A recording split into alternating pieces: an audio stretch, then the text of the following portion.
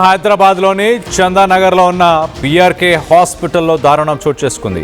Treatment కోసం వచ్చిన 21 ఏళ్ల ఒక యువతి మృతి చెందింది.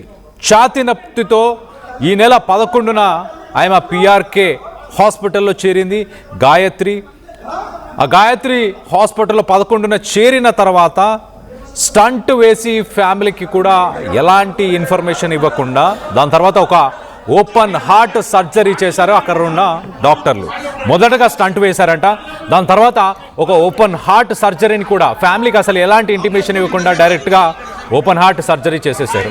దాని తర్వాత ఈ నెల 14న గాయత్రికి ఓపెన్ హార్ట్ సర్జరీ చేసిన తర్వాత ఆ సర్జరీ తర్వాత గాయత్రిని చూసేందుకు మరి ఫ్యామిలీ మెంబర్స్కు ఎలాంటి అనుమతి ఇవ్వలేదు. అంటే ఓపెన్ హార్ట్ సర్జరీ చేశారు. సాధారణంగా ఎలాంటి సర్జరీ అయినా కొంతసేపు ఐసీయూలోనే వాళ్ళని ఉంచుతారు, కొన్ని గంటలు, అంటే ఆ గాయం కొంత మానే సమయానికి.